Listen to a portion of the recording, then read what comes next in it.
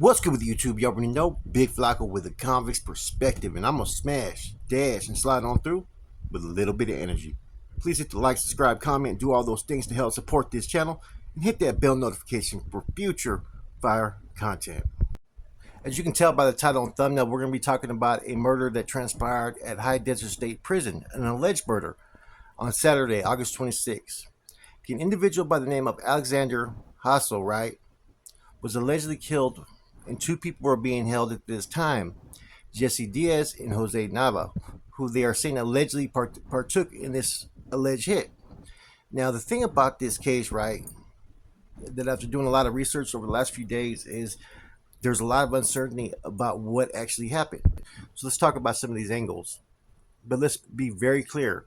I have no factual basis to say that any of these are the reasons why this individual was actually removed. And a lot of times when someone gets removed and they get hit, their life get took, there's usually someone who's able to provide some type of information to give you guys more clarity about what really happened.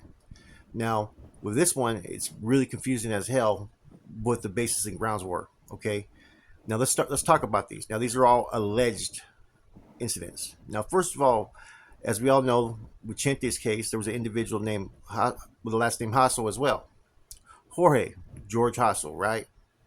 Now, Alexander's middle name was with a J, but it was actually Javier. Now, in the past, there's been situations to where someone's been hit over mistaken identity, and I'm not saying that this is the case, right? But bear with me as I go along.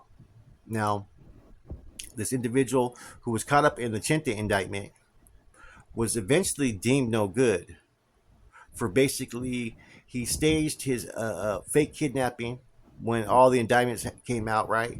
And what that did was it brought more attention and heat upon the NF. Now, during the whole process of going to trial in court and whatnot, they did not deem him no good at that time.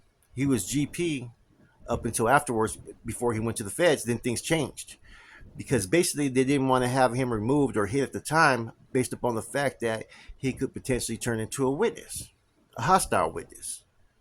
So there was issues that he brought attention and heat upon the NF by his actions. Okay. Now that person is already in the feds, and I would really have a hard time believing that that was a mistaken identity, but that's been one of the theories that's been put out there. Okay. Now, bear in mind that the hostile name is a very uncommon name, right? But they've been involved in some incidents from the hit out there in San Jose back in the 90s to, like I said, the recent case involving, Chente Garcia.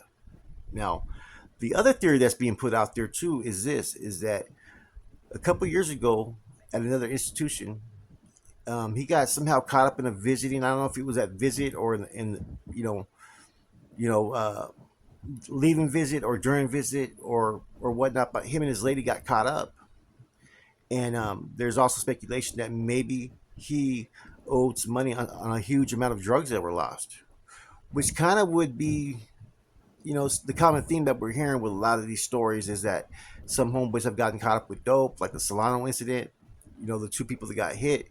But there's also things that also run true is that there's also been incidents with individuals who were also using.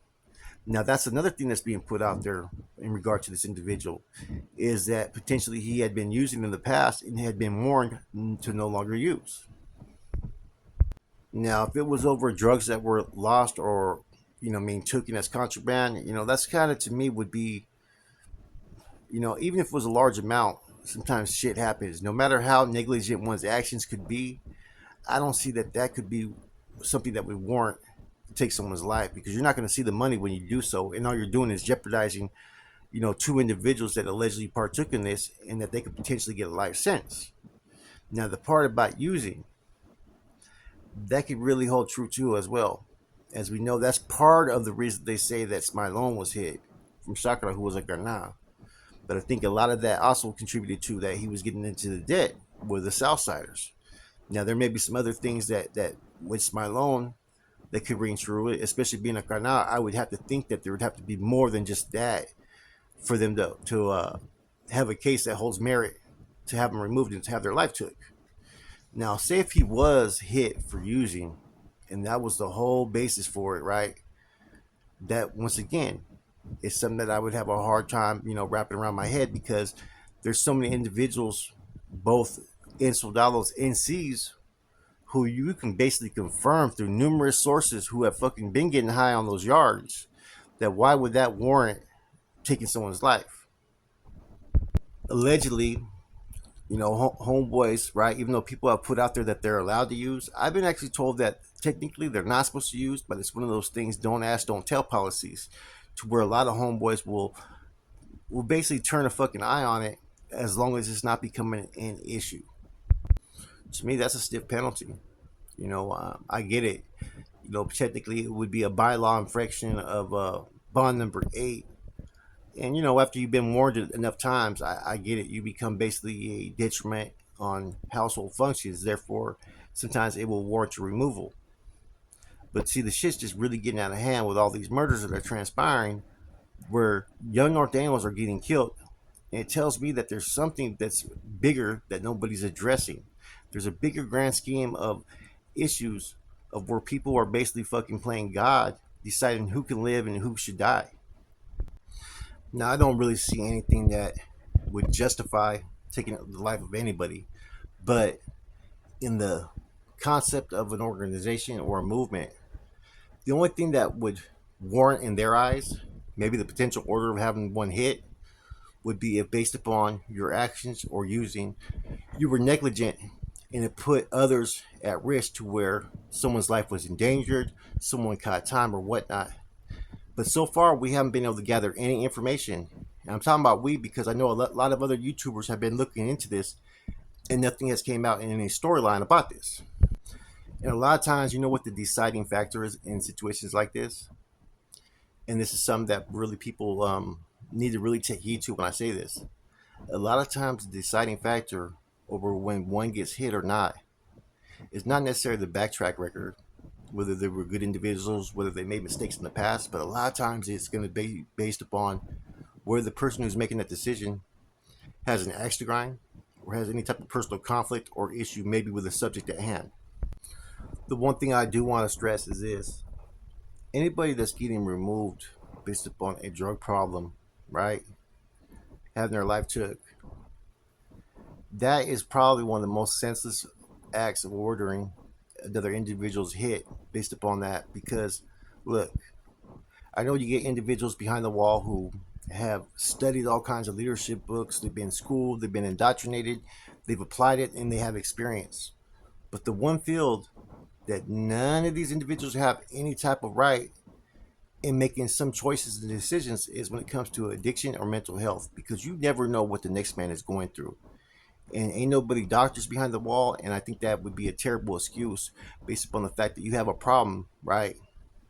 And you want to make a decision, but yet instead of trying to find a way to fix that problem, people want to be gun ho and sometimes make choices to just have someone hit. Like I said, there's some people that want to order people removed or hit because they want to be that John Gotti. They want to be that dude that called that fucking shot.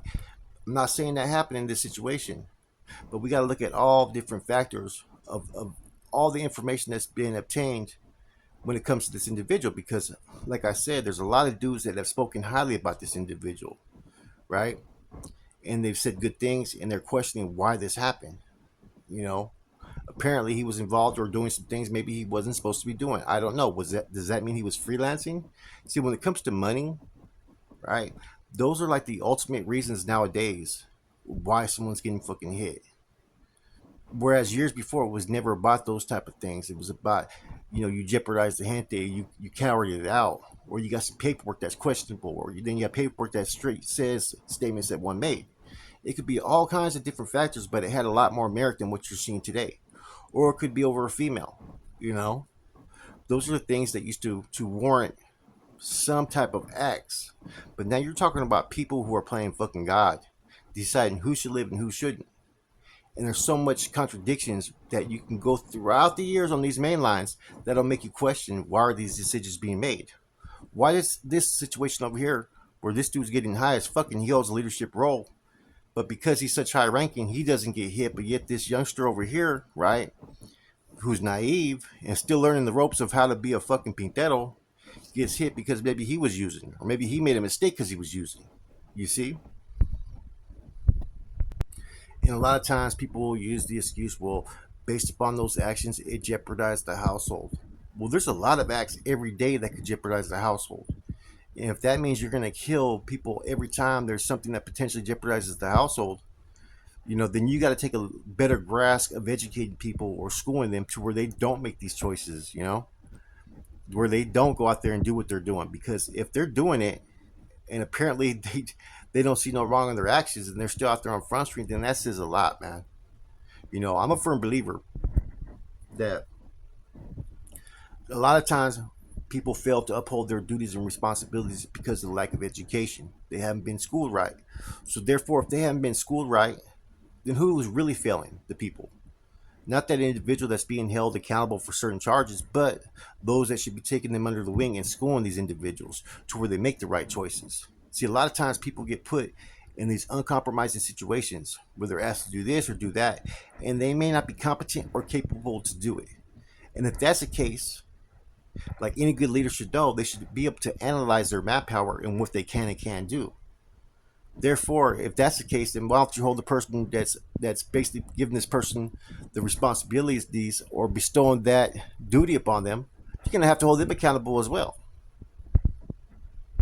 I remember back in the day where if one person messed up, everybody had to pay the cost. Everybody was getting DP'd because we should all be on the same level of discipline and awareness, right? And that's why there's a lot of corrective forms of discipline and education to stop from people for committing these type of infractions and whatnot.